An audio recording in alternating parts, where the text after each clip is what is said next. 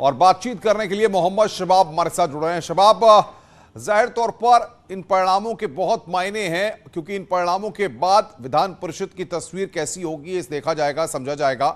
फिलहाल किस तरीके से मतगणना चल रही है और क्या अपडेट वहां से?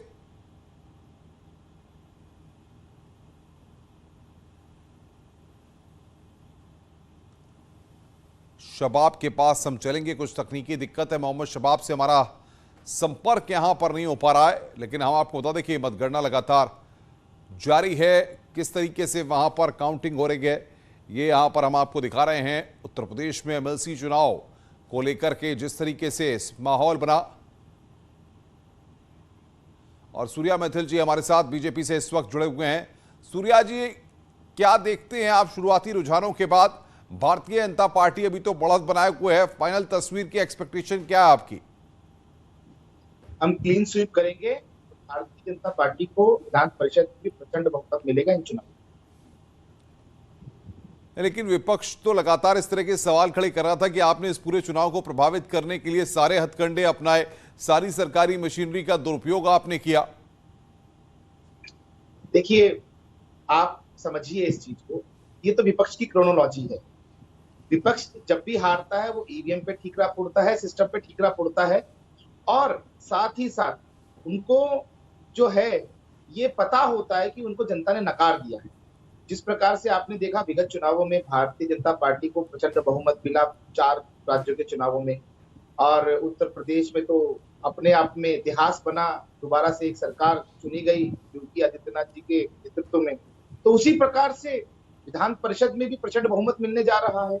और देश के संविधान में, देश की लोकतांत्रिक प्रक्रियाओं में विपक्ष का कभी भी कोई भी विश्वास नहीं रहा है, और जिनको विश्वास नहीं होता वही आरोप लगा।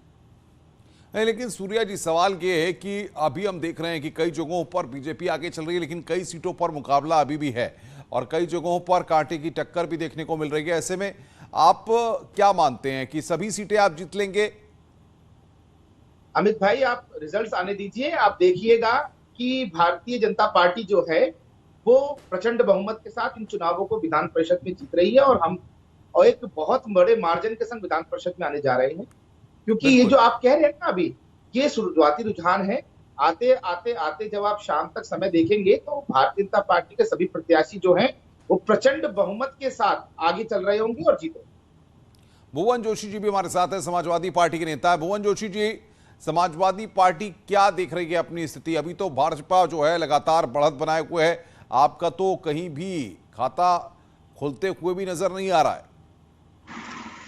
देखिए, आपके चैनल के माध्यम से बहुत गंभीरता से मैं कहना चाहता हूं, हम केवल उत्तर प्रदेश में एमएलसी के चुनाव में न केवल हम समाजवादी पार्टी से लड़ रहे हैं, बल्कि स्वपोषित इनके जो गुंडे हैं, शासन प्रशासन जिसमें मूक दर्शक बनकर रहा, और पूरे प्रदेश के चैनलों ने, देश के चैनलों ने उसको दिखाया किस प्रकार हमारे लोगों को इन्होंने पर्चे दाखिल नहीं करने दिए। उसके ऑडियो वीडियो पूरे देश ने देखे हैं।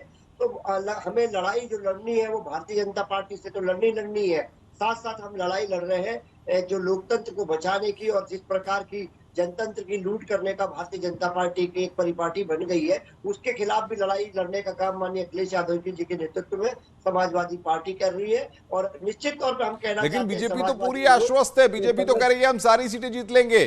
सूर्या मैथिल जी हमारे साथ ऑलरेडी जुड़े हुए हैं, वो कह रहे हैं।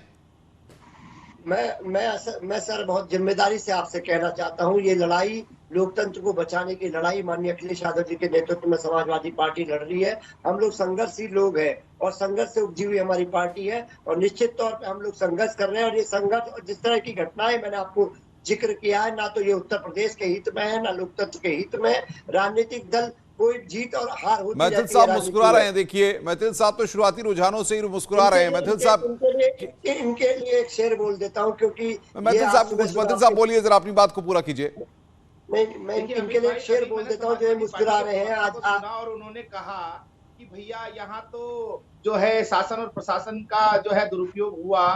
तो मैं इनको याद दिला देना चाहता हूं कि शासन और प्रशासन का दुरुपयोग आपके जो राज है उसमें हुआ था। आप किसी भी चुनाव को उठा के देख लीजिए, आपके राज्य में गुंडों ने किस प्रकार से उत्तर प्रदेश को लूटा है वो सब जानते हैं। उसका सीधा प्रभाव और सीधा जवाब आपको इस चुनाव में भी मिला, 2017 में भी मिला, 2014 में भी मिला, 2019 में भी मिला और 2022 में भी मिला। और मैं आपको एक बात और जिम्मेदारी से कह देना चाहता हूँ, भारतीय जनता पार्टी सदैव संविधान में आस्था रखती है। यही कारण रहा कि अभी भी आप लोगों की सीटें बढ़ गई। देखिए आप इस चीज को, यदि भारतीय जनता पार्टी दुरुपयोग करती तो क्या आप लोग जीत के आ पाते? लीजिए भुवन जोशी जी, ये तो आप पर ही आरोप लगा रहे हैं, ये तो आप पर ही आरोप लगा रहे हैं कि आपके समय ये सब चीजें होती थी। मैं बहुत गंभीरता से गंभीर चैनल इनको इनकी हैसियत जनता ने बता दी, फिर भी इनको शर्म नहीं आती। ये गुंडों को टिकट देते हैं, ये बलात्कारियों को टिकट देते हैं, ये तमंचावादी, ये नमाजवादी, ये गुंडा पार्टी के लोग, और यहाँ बैठकर जिसे कहते हैं ना, बगल में मुंह में राम और बगल में छुरी, वो हाल कर रहे हैं।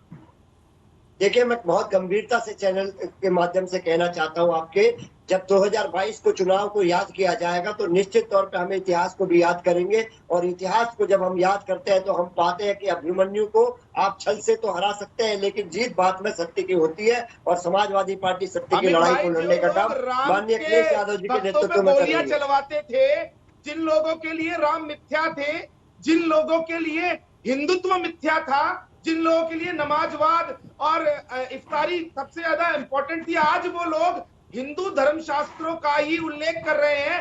ये भी अपने आप में भारतीय जनता पार्टी की जीत है कि समाजवादी भुवन जी, लेकिन ये तो कह रहे हैं उत्तर प्रदेश विकास की ओर आगे बढ़ रहा है, इसलिए जनता का समर्थन मिल रहा है, साथ मिल रहा है, आपको नकार दिया जा रहा है।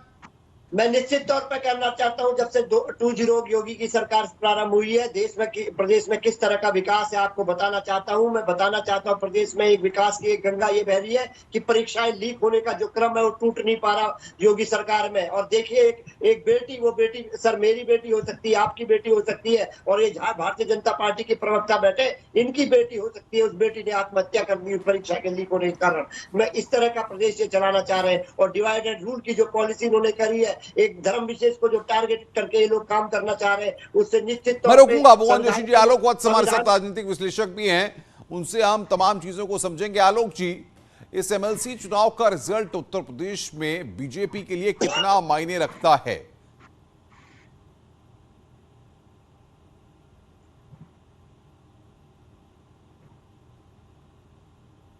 आलोक जी, आपको मेरी आवाज आ रही है? आ रही है जी जी, बताइए। आपको मेरी आवाज आ रही है? जी जी। अभी जो काउंटिंग में रुझाने आ रही हैं, उससे तो लगता है कि बीजेपी हर जगह बढ़त बनाए हुए है, और एक तरीके से क्लीन स्वीप की जैसा लग रहा है। तो ये जो अभी हाल में ही चुनाव हुए हैं, और जो लोगों ने योगी जी के प्रति विश्वास व्यक्त किया है, मुझे लगता है उसी कड़ी में एक और कदम आगे की तरफ बढ़ रहा है। और मुझे अंतोगत्वा लगता है कि बीजेपी को बहुत अच्छी सफलता प्राप्त होगी।